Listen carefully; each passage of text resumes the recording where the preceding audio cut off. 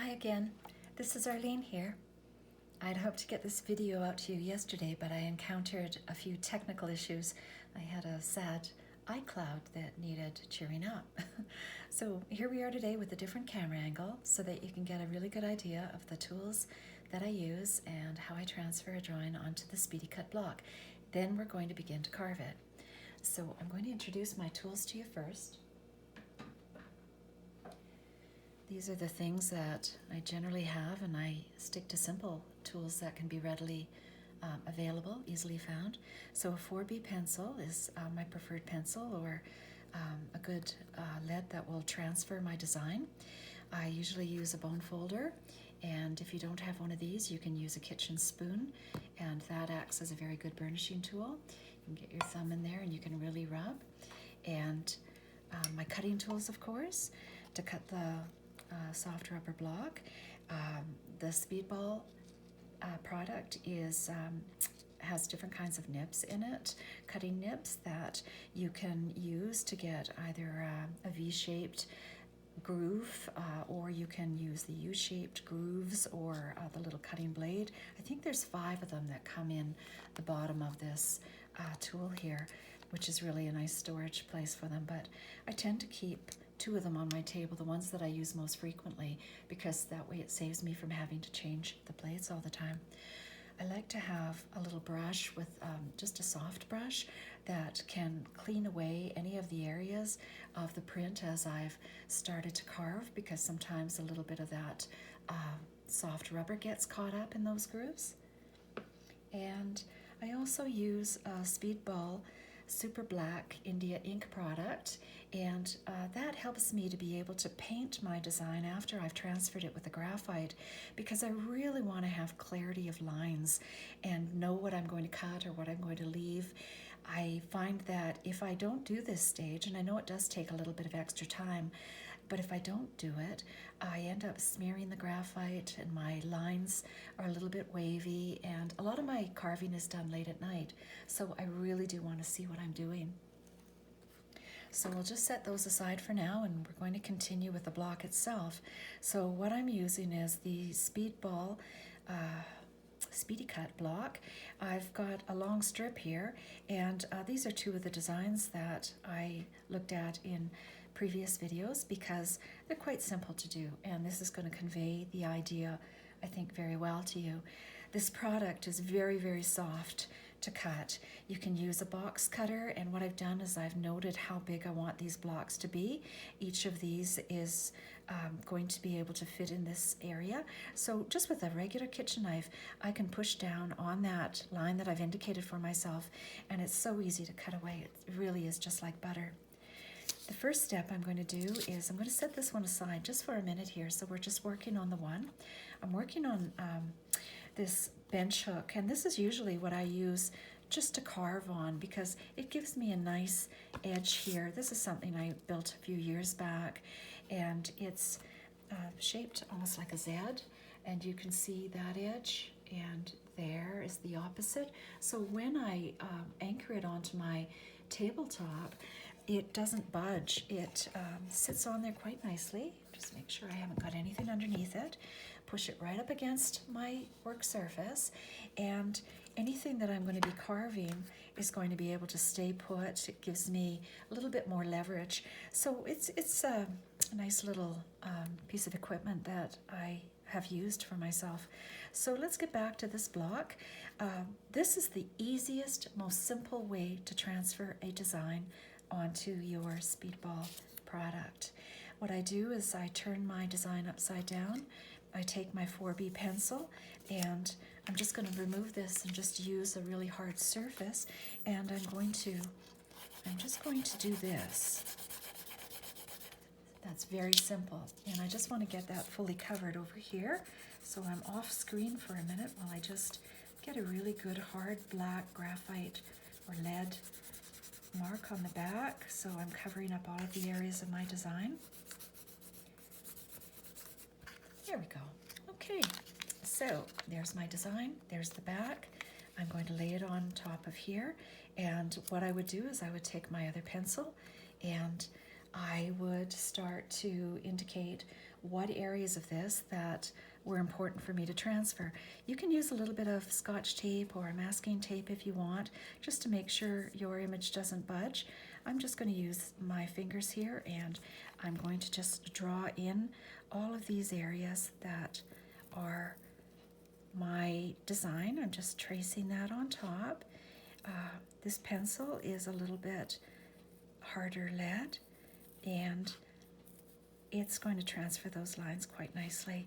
Once I've got them transferred out, I go in, I'm going to do my detail of my leaves, my inner areas. And I'm going to repeat that process throughout the entire block. Every once in a while I might check up to see what I've done and what I've missed. And as you can see, this is really quite light. The other thing you can do is you can draw directly on the block. And you can use the graphite or lead pencil, or what you can do is you can also use a Staedtler pigment liner, and you can draw directly on your blocks that way. So once I get my design all drawn out, my next step would be to start inking that in with the Speedball India Super Ink. So I'm not going to go through the whole process. I'm doing the Betty Crocker edition of things, where I have things in various stages of progression, if you remember who Betty Crocker was. And I'm going to use Super Black India ink.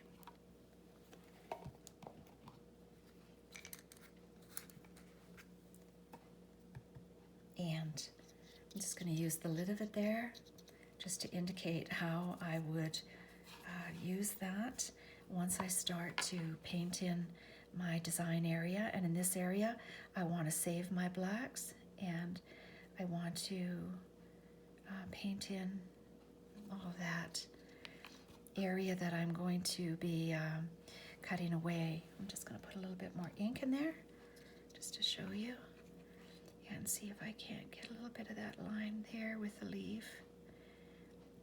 Again, it's always a little bit harder when you're doing this in front of an audience, even if you are somewhere else.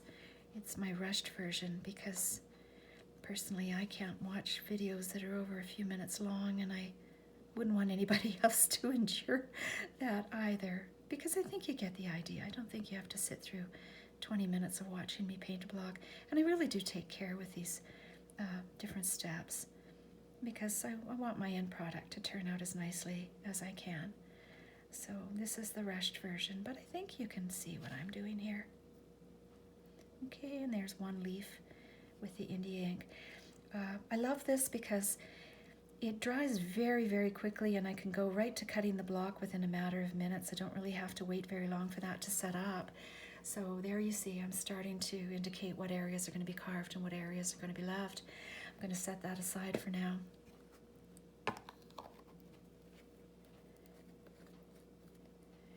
And let's bring back that other block, shall we?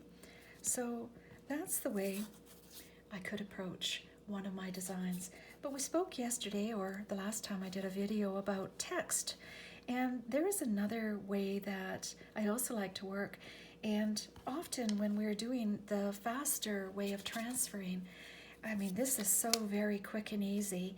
It's immediate, and a lot of people really choose that. But the one disadvantage is the way that the design prints is going to be in reverse, of course. I'll give you an idea. So here is one of the ones that I had done earlier last year in the winter time, and I cut away all my lines.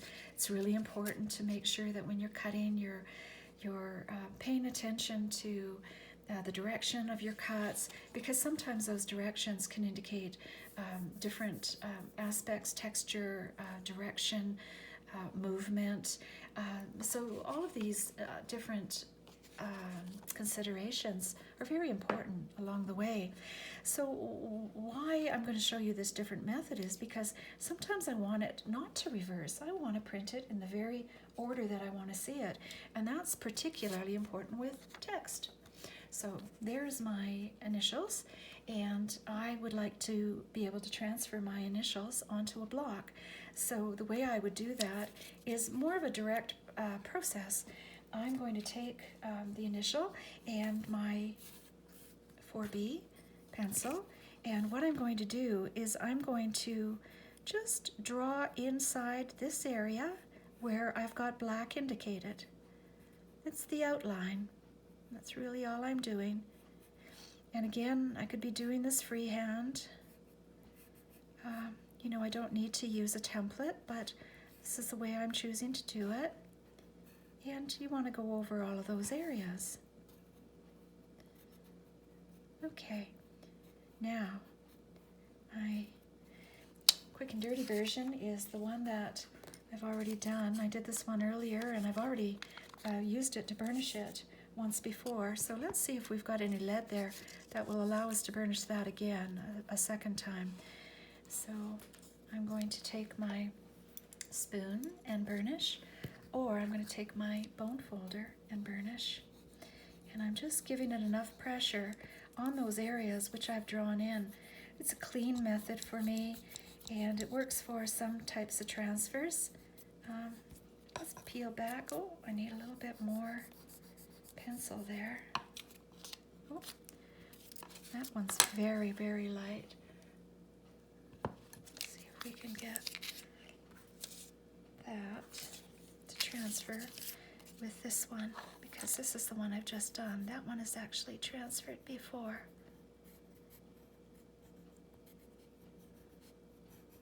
This is what happens when you don't want to take up people's time.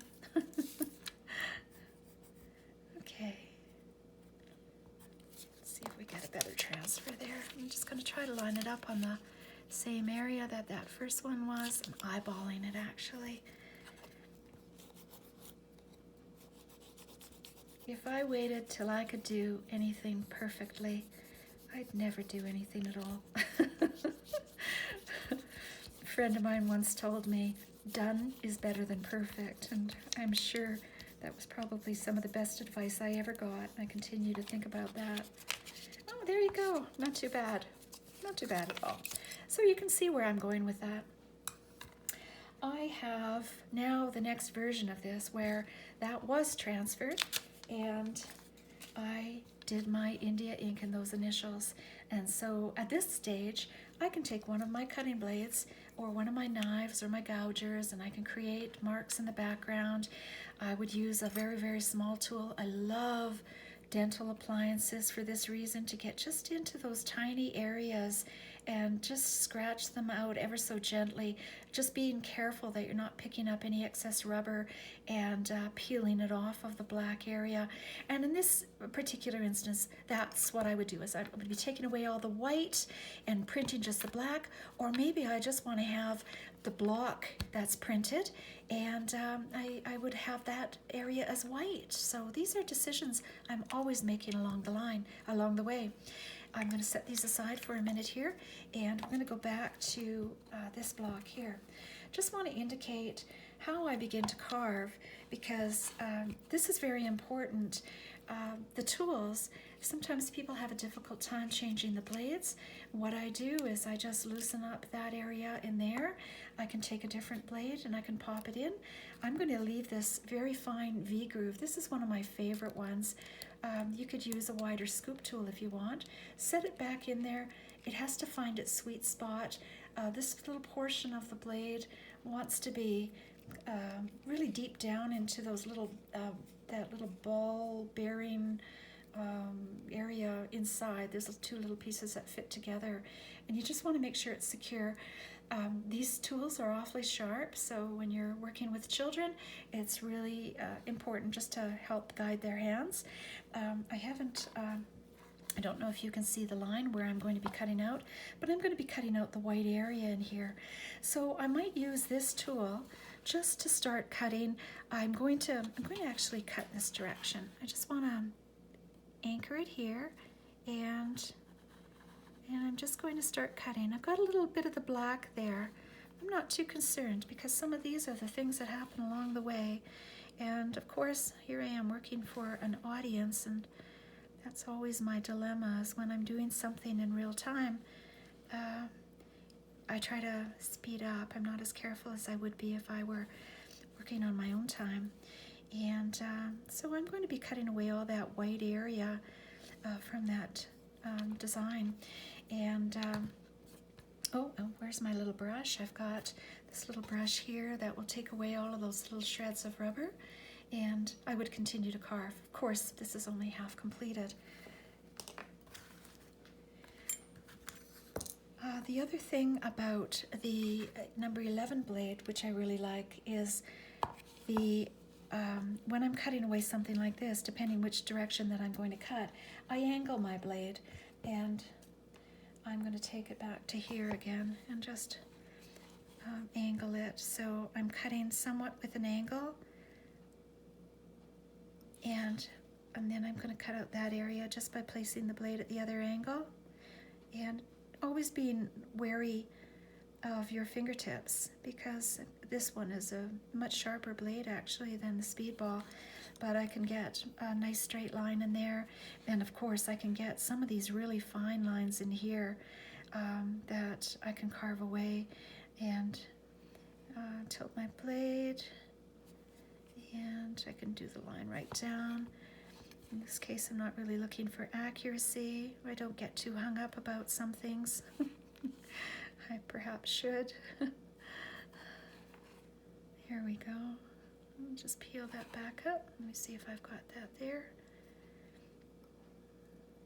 Okay, not really, but very close.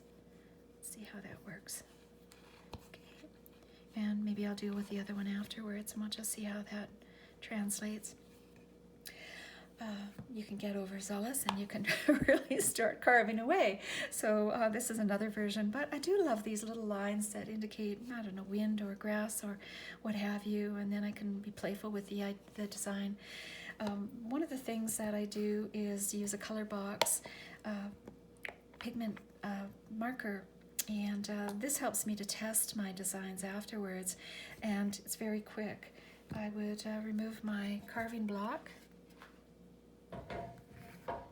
and place my linoleum block down and gently just dab the pressure over my block to see what I've got. Oh my goodness, I really got wild with that block. I don't know if there's very much to translate into the flower anymore. But this is the fun part. You know, you're not really sure what you're going to get. Normally if I'm printing, I would have registration marks up here. We'll do that in another video. Right now I'm just going to test this though. That's all I'm concerned about is, you know, what kind of a mark have I got? When my prints don't turn out perfectly, I don't always use them on paper. I find that some of those little smaller prints work well on my textile designs, my surface designs, and they're just perfect for borders and edges on my quilt bindings and stuff. So I'm just going to look at that. That's kind of fun and playful. So you get the idea of, you know, how that's going to transfer. I'll continue to carve away my initials, and maybe by tomorrow or the next video I'll have that all done. I'm not sure if I'll use that particular one, but let me show you another example. This is one that I carved the other day, and right from square one, right through the process, I found an old pictorial book. I think it was a dictionary, an old dictionary. Took the page out of it, and the bald eagle was quite a nice little shape. The image worked for me, and so what I did was I cut it down to a size for a linoleum block that was going to work. I happened to have one that was just perfect for that, so I don't know, it was a little bit bigger than this one. And then what I did was I took my masking tape, stuck it down to my linoleum block after burnishing the back with my 4B pencil. And you can see some of those lines there that when I took my 2H pencil over top and just drew in those areas, I was able to transfer that nicely. This is the piece that I did. So transferred it on, and I had a very difficult time with my larger tools getting that image cut properly, because I have a very heavy hand when I'm using my tools. I've used a lot of plates that are wood and harder surfaces, much harder surfaces, battleship linoleum, and this cuts so easily. It's great for children and beginners, but once you start using those other materials, you can really get going, and before you know it, you've just obliterated your plate. So with some of these smaller, finer tools, I love them because I can just gouge away and pick away at the areas that, you know, I want to try to indicate where those lines were, what I want to again print. This one I had a little bit more of an outline around the bald eagle and a little spray of light around the head, and I'll show you what that looked like or looks like when it's test printed. So the test printing is just an indication early on to let me know whether I've carved enough or whether I want to go back and carve some more.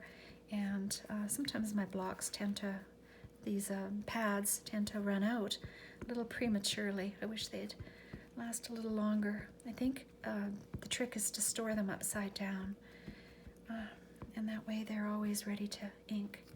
But let's take a look. This is just our test.